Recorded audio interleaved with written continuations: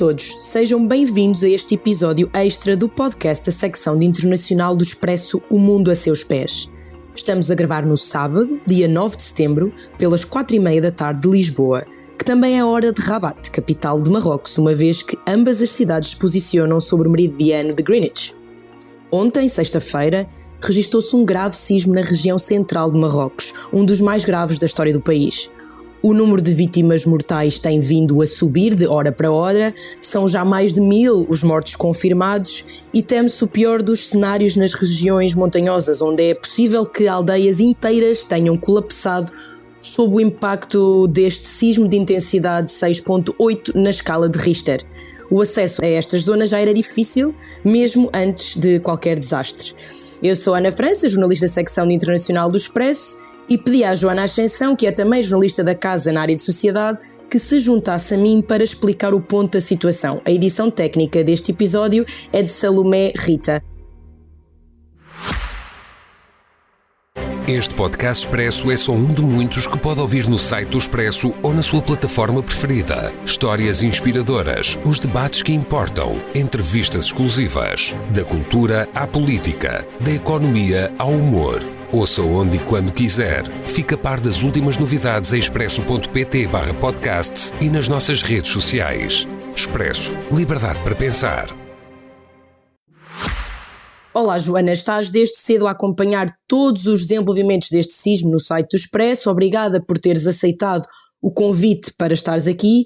Ontem, já no final da noite, começaram a chegar notícias de um grande sismo que atingiu a região central de Marrocos, onde vivem cerca de 850 mil pessoas. Hoje, quando começaste a escrever, deves ter apercebido que vamos demorar muitos dias até entender a dimensão total deste desastre. O que é que sabemos, o que é que nos podes dizer sobre o que se passou? Olá Ana, sim, foi o sismo que teve epicentro em Ihil, que se localiza na região de Al-Haus, e esta região está na Cordilheira do Atlas, portanto a magnitude é 6,8, é considerado muito forte, um abalo muito, muito forte, e pelo que eu percebi, isto geologicamente aconteceu porque a placa tectónica africana, que no fundo é que está por baixo de Marrocos, tem falhas, tem uma falha tectónica grande de vários quilómetros, muitos quilómetros, e essas falhas vão acumulando energia ao longo do tempo e como acontece quando há duas placas juntas, como é o caso da região em que está Portugal, não é? Que está na confluência de duas placas. Quando existem falhas, também de volta e meia, tempos a tempos, existem sismos. Este em particular teve uma magnitude muito grande e teve um fator positivo, se quiseres, entre aspas, entre muitas aspas, e um fator negativo. O positivo foi, apesar de tudo, não ter tido epicentro numa região de um grande aglomerado habitacional, como por exemplo aconteceu com o último grande sismo de Marrocos, que ocorreu nos anos 60, do século passado, que teve epicentro em Agadir e vitimou mortalmente mais de 12 mil pessoas, ainda que a magnitude tenha sido inferior, menor, foi de 5,8. Exato. A parte má deste sismo é não ter grande profundidade, pelo contrário, ele teve um epicentro relativamente superficial, e quanto mais superficial é o epicentro, pior é para o grau de destruição. Do que eu me fui apercebendo, até porque tive a oportunidade de falar com um especialista do IPMA chamado Fernando Carrilho, que é especialista mesmo em sismos. Ele diz que, como bem disseste, vamos nos próximos dias estar a colher as verdadeiras consequências deste sismo. Em poucas horas é difícil de prever, mas haverá muito provavelmente muito mais vítimas mortais e feridos do que o que está contabilizado até esta hora. Agora, a BBC até diz que, pelo que estão a conseguir saber, como eu dizia na introdução, é possível que haja aldeias inteiras, até já têm surgido algumas fotografias ao longe no Twitter ou com zoom de antes e depois, em que parece que há aldeias que realmente perderam uma boa parte das suas estruturas, e os especialistas também que falaram com a emissora britânica, dizem que as estruturas também já não eram assim tão robustas, não é? Portanto, sabes alguma coisa de que se passa nestas regiões? Ou seja, já chegaram a equipas de salvamento lá ou ainda está tudo assim, as pessoas estão a tentar ainda chegar a essas zonas que poderão ter sido as mais afetadas? Sim, só voltando um bocadinho ao que estavas a dizer, de facto, quanto mais recentes são as construções, mais probabilidade há de terem alguma resistência antissísmica, sim. Portanto, é muito óbvia esta ideia de que, sendo esta região montanhosa mais rural e portanto, tendo mais construções antigas, provavelmente estará bem mais destruída do que as cidades, apesar de ser das cidades que nos chegam mais notícias, porque é lá que estão mais pessoas, portanto é natural que a informação corra mais depressa dos grandes aglomerados. O exército marroquino já chegou à província do epicentro, sim, e pelo que se percebe das contas das autoridades marroquinas, que estão a ser veiculadas pela Reuters, pela Associated Press, etc., pelas agências internacionais, só esta zona acumula metade dos mortos dos que estão calculados até agora. Portanto, mais de 500 mortos são desta província. Pelo que me apercebo, o exército foi com tudo, meios humanos, logísticos, aéreos, terrestres, unidades de intervenção, equipas de busca e salvamento, um hospital de campanha está a ser montado, e até drones de observação, porque os drones são muito importantes para perceber onde é que há destruição, onde é que poderão estar pessoas debaixo de escombros, não é? E pelo que também vamos vendo nas notícias, há muitas destas regiões que são de difícil acesso, portanto, se calhar calcula-se primeiro e vai-se dirige-se depois ao sítio específico, não é? Onde já exatamente. Onde que talvez haja pessoas debaixo de escombros. E tu também, como estavas mesmo agora a dizer, tens estado a acompanhar relatos que estão a ser partilhados nas redes sociais, tanto pelas autoridades egípcias como também por sobreviventes. O que é que as pessoas dizem? O que é que se sente num sismo de tal magnitude? Qual é a sensação? O que é que as pessoas têm escrito? Os relatos que nos chegam são sobretudo das cidades, e há, por exemplo, Marrakech, que se encontra a menos de 100 km, sentiu muito o sismo, e Marrakech é uma cidade, para além de muitos habitantes, também tem sempre simultaneamente muitos turistas, não é? E as pessoas relatam os relatos são todos diferentes, mas muitas relatam ali alguns segundos em que ficas imobilizado, não sabes bem o que é que está a acontecer. Pronto, são segundos em que demoras a perceber o que é um sismo, que é um terremoto. Muitas dessas pessoas, se calhar, nunca viveram nenhum. E depois o ímpeto quando voltas a ti é sair, não é? É fugir do edifício, até porque é muito provável que ele venha a cair. Muitas vezes claro. Não é logo quando começa, mas um minuto ou minutos depois o edifício acaba por desmoronar. Portanto, nas imagens vê-se muitas pessoas a fugir. Algumas estavam dentro de edifícios, fogem para a rua, outras estão na rua e mudam de sítio. Portanto, é aquele ímpeto de tu saís dali para algum lado, não é? Por isso é que se via tanta gente na rua, não era? Ontem à noite as imagens que nos chegavam nas televisões era como parecia, se não soubéssemos o que é que estava a passar, poderia parecer uma zona marginal normal ou uma avenida no verão, não é? Não se percebia, só depois é que de facto se começou a perceber que à volta daquelas pessoas não havia, estava tudo muito destruído ou muito abalado.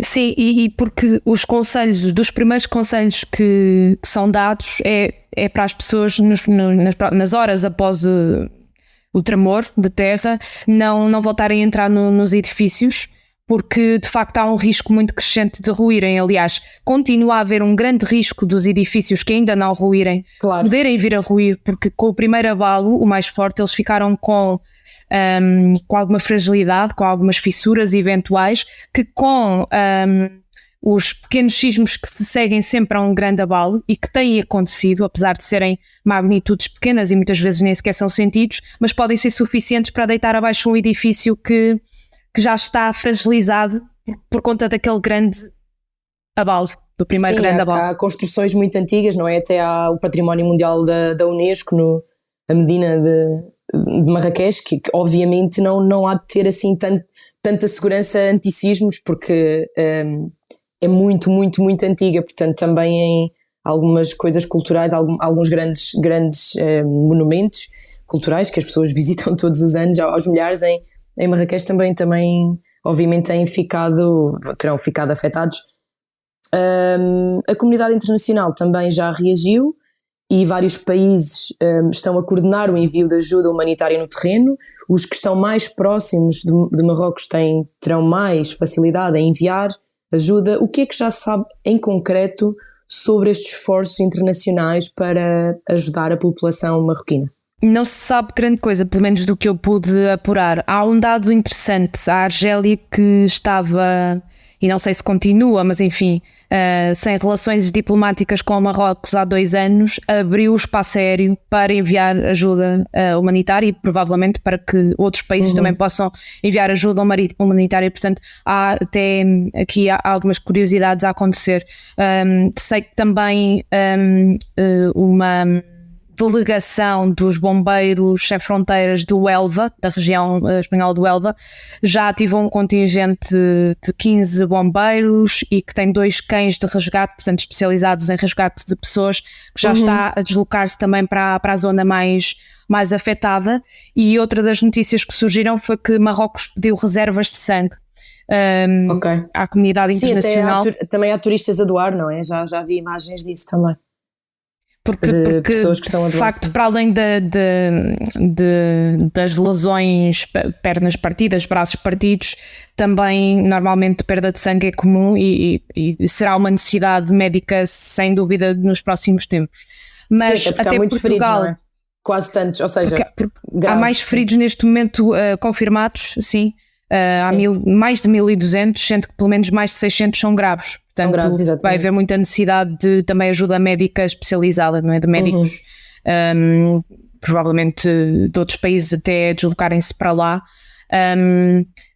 O governo de Portugal, isto já não tem tanto a ver, mas anunciou que vai enviar um avião da Força Aérea para retirar os portugueses que queiram regressar e também já ofereceu ajuda, toda a ajuda que fosse necessária. O Ministro dos Negócios Estrangeiros diz que faz uma declaração às 6h30, provavelmente vai anunciar a ajuda concreta que Portugal irá enviar nestes primeiros tempos, mas ainda não se sabe que ajuda é essa. E segundo as últimas declarações que fez, o governo de Portugal estaria um pouco também à espera que Marrocos se pronunciasse sobre o que é que precisa, quais é que são as maiores necessidades neste momento. Eu presumo que outros países possam também esperar o mesmo. Nas próximas horas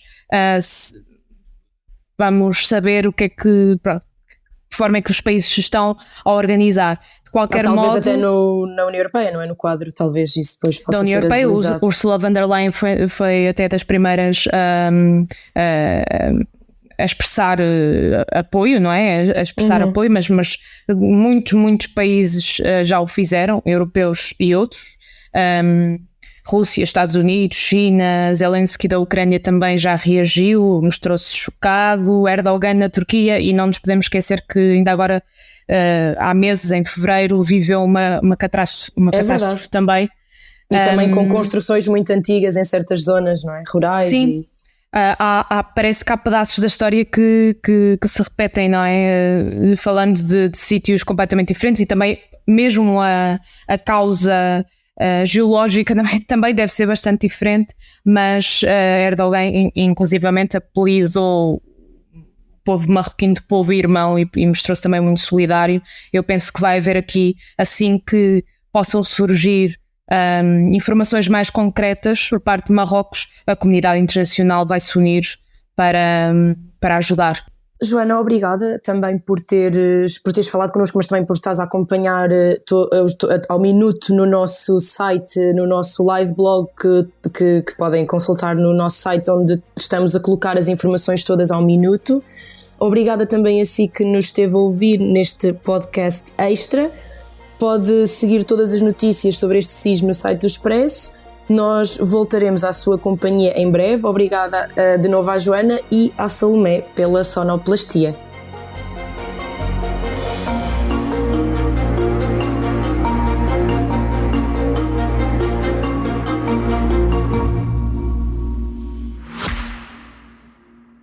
Este podcast Expresso é só um de muitos que pode ouvir no site do Expresso ou na sua plataforma preferida. Histórias inspiradoras, os debates que importam, entrevistas exclusivas. Da cultura à política, da economia ao humor.